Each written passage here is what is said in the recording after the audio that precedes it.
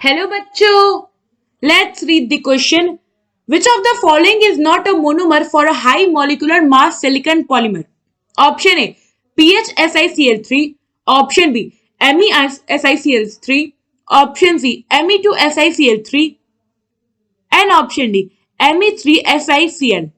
So question में हमें क्या बोल रहा है कि इनमें से कौन सा मोनोमर जो है वो high molecular mass silicon polymer नहीं फॉर्म करेगा. तो सबसे पहले तो हम देखते हैं कि सिलिकॉन पॉलीमर फॉर्म करने का जो बेसिक यूनिट है वो क्या होता है. सो इन केस ऑफ सिलिकॉन्स जो हमारा यूनिट होता है, द बेसिक यूनिट जो होता है वो होता है RnSiCl4-1. नाउ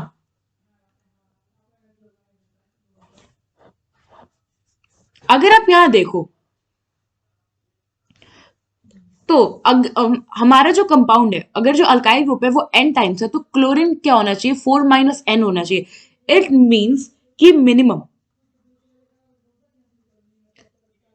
हम पे पहले हम इस प्रोसेस को समझते हैं, फिर हम देखेंगे मिनिमम कौन सा एलिमेंट कितना रिक्वायर्ड होगा. तो होता क्या है कि जैसे कि हमारे ये RCl है, बेसिकली ये यहां से शुरू होता है कि हमने लिया है अल्काइल या फिर एलिल. तो हमने क्या कंसिडर किया है, हमने अल्काइल या फिर कोई भी एरिल क्लोराइड दिया है. अब हम इसके 2 मोल से इनिशिएट करते हैं. हम इसको रिएक्ट करा रहे हैं सिलिकॉन के साथ in presence of copper powder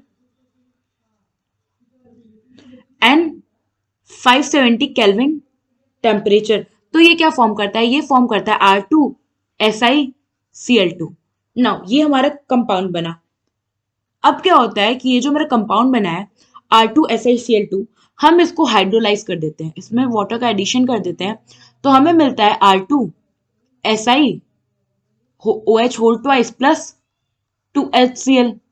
means हमने यहाँ पे वाटर का एडिशन कर दिया, तो यहाँ क्या हो गया, OH ग्रुप का अपना सब्सटीट्यूशन हो गया इन प्लेस ऑफ क्लोरीन. और ये जो हमारे कंपाउंड मिला, ये क्या होता है, फर्दर पॉलीमराइज हो जाता है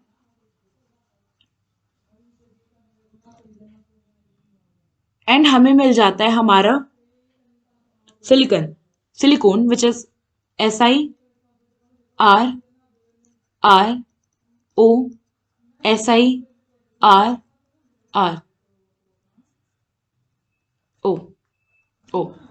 नाउ यहां पे जो हमारा इतना पार्ट है n टाइम्स रिपीटेटिव यूनिट, तो ये क्या मिलता है हमें, यहाँ पे हमें मिलता है स्ट्रेट या फिर कह लो लीनियर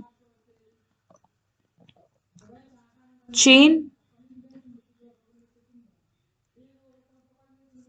सिलिकॉन पॉलीमर. नाउ अगर आप यहां देखो, हमारे पूरा जो रिएक्शन है इसमें हमने क्या किया था, Cl2 को निकाला, जो हमारा क्लोरीन ग्रुप है उसको निकाला और उसमें OH ग्रुप लगाया. तो मिनिमम आपका जो क्लोरीन का रेंज होना चाहिए वो क्या होना चाहिए, 2 to 4 होना चाहिए.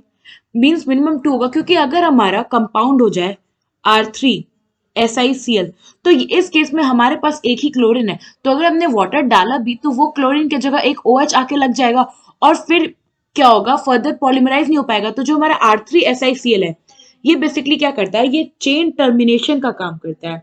तो हमारा जो R3SiCl है, ये क्या करता है, बेसिकली यहां पे हमारे ये क्या करता है, एक्ट एज टर्मिनेटर. तो अगर आप ऑप्शन देखो तो हमारा फर्स्ट ऑप्शन में हम पे R है SiCl3. सेकंड में हम पे क्या है, RSiCl3, ये हमने R डैश कंसीडर कर लिया. सी में हम पे क्या है, R2SiCl3. तो अगर आप यहां देखो तो अगर हमारे पास R2 है तो Si कितना होना चाहिए, Cl कितना होना चाहिए था, अगर हम अपने फॉर्मूला में पुट करें तो ये 2 होना चाहिए. तो पहला तो कि ये हमारा यूनिटी इनकरेक्ट है. एंड ऑप्शन डी में देखो तो हमें क्या दिया है, R3Si एंड Cl. यहाँ पे हम पे क्लोरीन एक है, और अभी मैंने बताया कि अगर हमारा R3SiCl होगा यानी कि एक क्लोरीन होगा, तो वो टर्मिनेटर की तरह एक्ट करेगा। टर्मिनेटर की तरह एक्ट करेगा, इट मीन्स कि फर्दर क्या होगा, हायर मॉलिक्यूलर मास का सिलिकॉन पॉलीमर जो है वो फॉर्म नहीं हो पाएगा।